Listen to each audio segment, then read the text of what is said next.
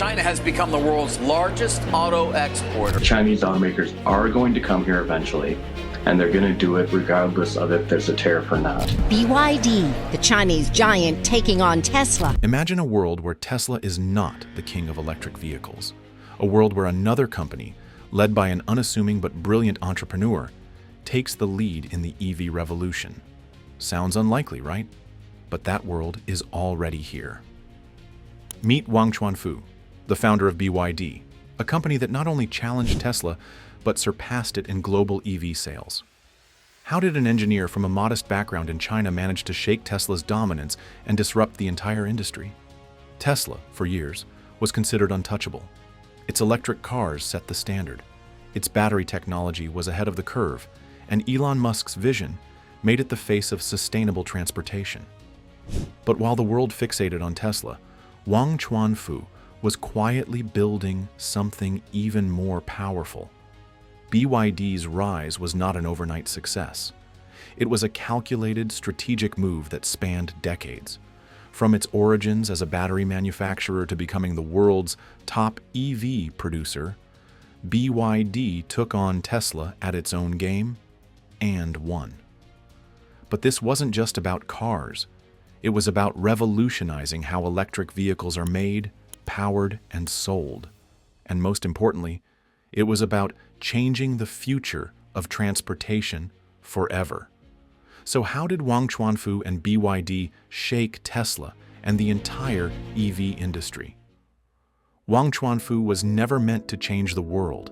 He wasn't born into wealth, didn't have powerful connections, and he definitely wasn't some Silicon Valley tech genius.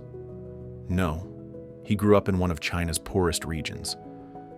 But that didn't stop him. Orphaned at a young age, Wang's future looked uncertain. But he had one thing that made him different: his mind. He was a natural when it came to science, earned a degree in chemistry, and became an expert in battery technology. But let's be real. Being smart isn't enough to guarantee success. He needed an opportunity. And in the 1990s, that opportunity came knocking. Back then, Japan completely dominated the rechargeable battery industry. It was nearly impossible for anyone else to compete. But Wang saw a weakness: cost. Japanese companies were using expensive automation, but Wang had a different idea. What if he could do it cheaper, faster, and smarter? So, in 1995, he founded BYD, short for Build Your Dreams. But he didn't start in some high-tech lab. No. BYD began in a small factory where thousands of workers hand-assembled batteries. People laughed at him. Experts said his methods were outdated. But guess what? It worked. Within just a few years, BYD had become one of the biggest battery manufacturers in the world.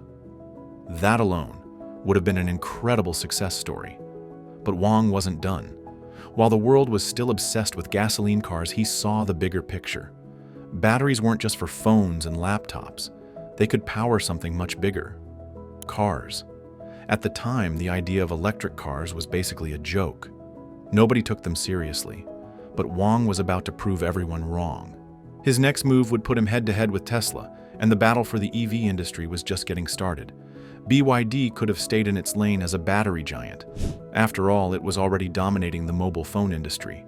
But Wang wasn't interested in just being a supplier. He had bigger ambitions. He wanted BYD to become a car company. Now, this sounded ridiculous at the time.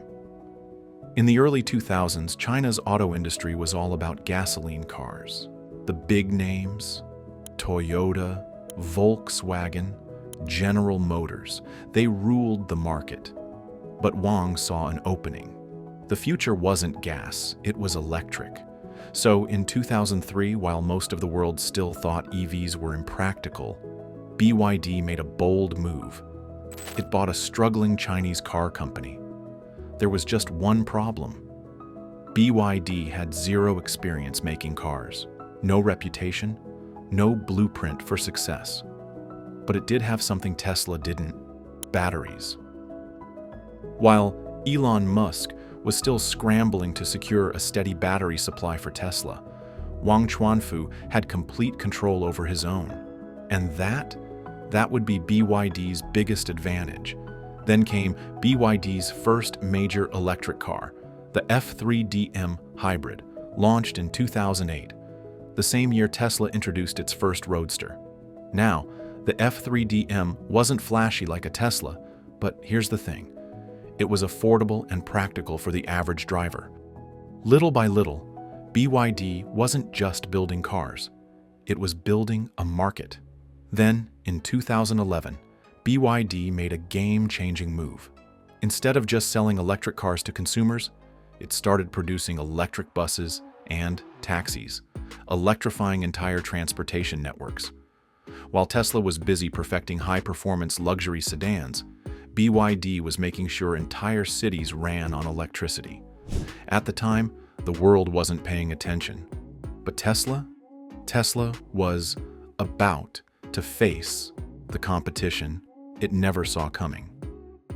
BYD wasn't just competing with Tesla, it was outsmarting it. While Tesla focused on high-performance cars, long-range, and premium branding, BYD took a completely different approach. It wasn't about making the best EVs, it was about making EVs for everyone.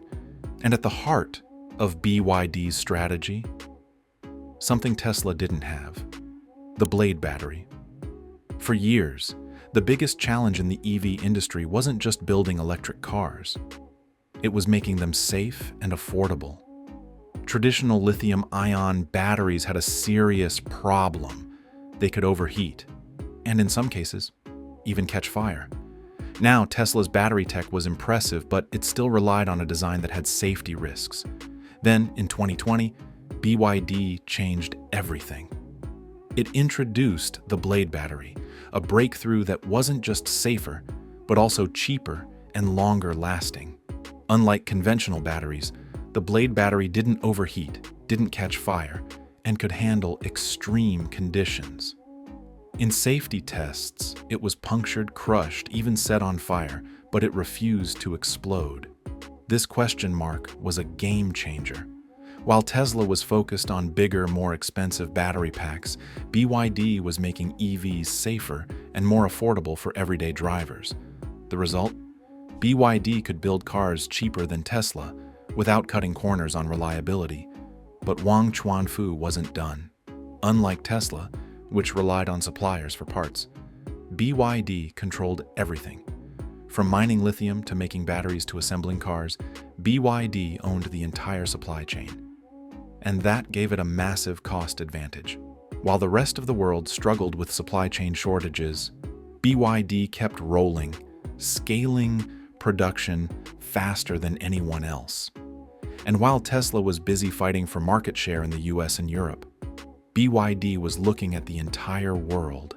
It expanded fast, pushing into South America, Asia, and Africa, markets where Tesla barely had a presence. By 2022, BYD had quietly become the second largest EV maker in the world. But still, many in the West underestimated BYD. Then, in 2023, something shocking happened. BYD overtook Tesla in global EV sales. For the first time ever, Elon Musk's company wasn't number one, and the world was finally starting to pay attention. For the first time ever, Elon Musk's Tesla was no longer the undisputed king of electric vehicles. And it all came down to one thing: BYD's relentless innovation. But make no mistake, the battle wasn't over. For years, Tesla was the face of the EV revolution. It was the company everyone looked up to. But in 2023, something happened that shook the entire industry. BYD officially overtook Tesla in global EV sales. How did this happen? While Tesla was focused on premium vehicles, BYD took a different approach. Instead of making the best EVs, it made EVs that most people could actually afford. Tesla's Model 3? A huge success, sure, but still too expensive for a lot of buyers. BYD's Dolphin and Seal models? Cheaper, efficient, and selling by the millions. BYD wasn't just growing, it was dominating. By 2024, it was selling more EVs than any other company in the world. But here's the thing. BYD's rise wasn't just about its cars, it was about its business model. While Tesla was struggling with supply chain issues, BYD was in full control. From mining lithium to building batteries to manufacturing cars, it owned everything. This vertical integration gave BYD an unbeatable cost advantage, letting it scale faster than anyone else. And while Tesla was fighting regulatory hurdles and building one factory at a time, BYD was expanding at lightning speed. Europe? BYD was opening factories and selling EVs at prices Tesla couldn't compete with. Southeast Asia? BYD had already taken over as the region's top EV brand. Latin America and Africa? Tesla wasn't even there. But BYD? It was everywhere. Even Tesla's biggest advantage, its supercharger network, was now being challenged. BYD started partnering with cities across the globe to rapidly expand EV charging infrastructure. For years, Elon Musk said Tesla would be the dominant force in electric vehicles. But now, it was BYD leading the charge. The world was starting to realize Tesla had competition, and it was coming from China. BYD's rise was nothing short of extraordinary. But with big success comes big scrutiny. As BYD expanded worldwide, critics started asking tough questions. Was its aggressive pricing too good to be true? Some claimed government subsidies gave BYD an unfair advantage over Western competitors. And then, there was the controversy over human rights. Reports surfaced linking some of BYD's suppliers to forced labor in Xinjiang, a region at the center of global tensions. In response, the US government started restricting imports of certain Chinese-made battery components, including some potentially linked to BYD. Now, Tesla had faced its own fair share of controversies. But this was different. If BYD couldn't meet strict global regulations, its entire expansion could be at risk. And then, there was the quality debate. For all of BYD's success, some critics argued that its cars still weren't on Tesla's level. Tesla owners got over-the-air software updates, cutting-edge self-driving tech, and a sleek, futuristic design. BYD? It was focused on practicality, not luxury. But here's the thing. Wang Chuanfu didn't care about competing on style. He was playing a different game, a game that Tesla wasn't prepared for. Because despite all the criticism, BYD kept growing. And now, it had its sights set on something even bigger, the future of the entire EV industry. But what's next? Will BYD keep its lead, or is Tesla about to make a comeback? BYD may have overtaken Tesla in sales, but let's be clear, the fight for the future of electric vehicles is far from over. The EV market is only getting bigger, and now two big questions remain. Can BYD hold on to its lead? And can Tesla fight back? BYD isn't slowing down, not even close. It's expanding fast, moving into Europe, Latin America, and Australia, targeting regions where Tesla still struggles to compete. New factories? They're popping up everywhere. Thailand, Brazil, Hungary, all part of BYD's plan to dominate the global EV market. And the tech? BYD is investing heavily in next-gen batteries, especially sodium-ion batteries, a cheaper alternative that could drive EV costs even lower. But Tesla?